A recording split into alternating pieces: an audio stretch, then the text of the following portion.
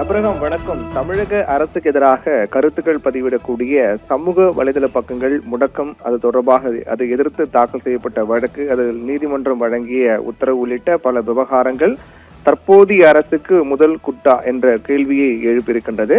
அரசியல் ரீதியான கருத்துக்களை பதிவிடக்கூடிய எக்ஸ் கணக்குகளை முடக்க அந்த நிறுவனத்திற்கு தமிழ்நாடு சைபர் கிரைம் போலீசார் நோட்டீஸ் அனுப்பியிருக்கிறார்கள். இந்த நோட்டீஸ் சென்னை உயர்நீதிமன்றம் இடைக்கால தடை விதித்திருக்கிறார்கள். அதோடு மட்டுமல்லாமல் ஏற்கனவே தமிழக அரசுக்கு எதிராக கருத்துக்களை பதிவிட்டதாக கூறி முடக்கப்பட்ட 18 எக்ஸ் கணக்குகளின் முடக்கத்தை நீக்கவும், இது தொடர்பாக தமிழ்நாடு அரசு மற்றும் காவல்துறை பதிலளிக்கவும் நீதிமன்றம் அதிரடியாக உத்தரவிட்டிருக்கிறார்கள்.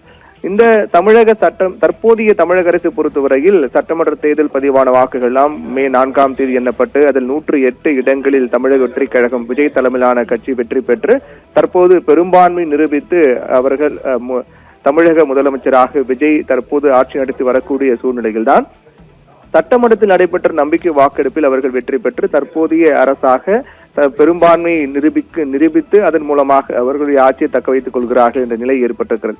இந்த நிலையில்தான் தமிழக அரசை விமர்சித்து கருத்துக்களை பதிவிட்டதாக கூறி அது தொடர்பாக எக்ஸ் பக்கங்களில் இடம்பெற்ற கணக்குகளை முடக்க தமிழக சைபர் கிரைம் பிரிவு கடந்த மே 8ஆம் தேதி என்று எக்ஸ் தளத்துக்கு ஒரு நோட்டீஸ் அனுப்பியிருக்கிறார்கள். அந்த நோட்டீஸில் இது போன்ற கருத்துக்களை பதிவிடக்கூடிய சமூக வலைதள கணக்குகளை முடக்க வேண்டும் என்றும், இல்லை என்றால் தகவல் தொழில்நுட்ப சட்டத்தின் கீழ் நடவடிக்கை எடுக்கப்படும் என்று அந்த நோட்டீஸில் தெரிவிக்கப்பட்டிருந்தது.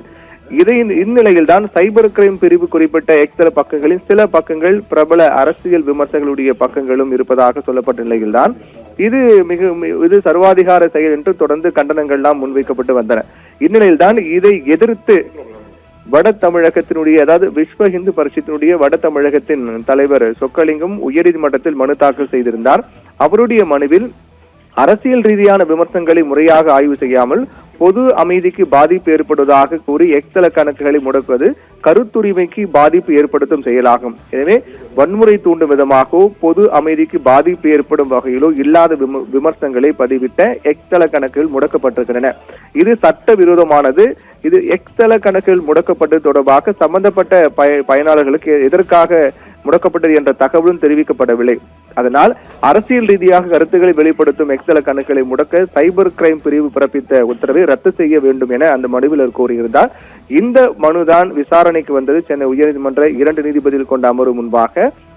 அதில் அரசியல் ரீதியான கருத்துக்களை பதிவிடும் எக்ஸ் கணக்குகளை முடக்க எக்ஸ் நிறுவனத்திற்கு தமிழ்நாடு சைபர் கிரைம் போலீசார் அனுப்பிய நோட்டீஸுக்கு உயர்நீதிமன்றம் இடைக்கால தடை விதித்து உத்தரவிட்டிருக்கிறார்கள். அது மட்டுமல்லாமல் இந்த விவகாரத்தில் தமிழ்நாடு அரசு மற்றும் காவல்துறை பதிலளிக்க வேண்டும் என்றும் நீதிமன்றம் உத்தரவிட்டிருக்கிறார்கள்.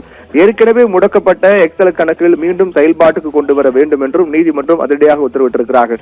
இந்த ஒரு உத்தரவு என்பது தொடர்ந்து ஒரு விமர்சனம் என்பது முன்வைக்கப்பட்டு வரும். யார் ஆளுங்கட்சியாக இருந்தாலும் அவர்களுக்கு எதிராக கருத்துக்களை பதிவிட்டால் அந்த கணக்குகள் முடக்கப்படக்கூடிய செயல் என்பது சர்வாதிகார செயல் என்று தொடர்ந்து விமர்சனம் முன்வைக்கப்பட்டு வருகின்ற நிலையில் அதன் தொடர்ச்சியாக தற்போது அரசுக்கு எதிராக கருத்துக்களை பதிவிடக்கூடிய கணக்குகள் முடக்கப்பட்டது தொடர்பாகவும் அதை உடனே விடுவிக்க வேண்டும், மேற்கொண்டு இது தொடர்பாக காவல்துறையும் தமிழக அரசு பதிலளிக்க வேண்டும் என்றும் நீதிமன்றம் உத்தரவிட்டிருக்கிறது மிகுந்த முக்கியத்துவம் வாய்ந்த ஒன்றாக பார்க்கப்படுகின்றது.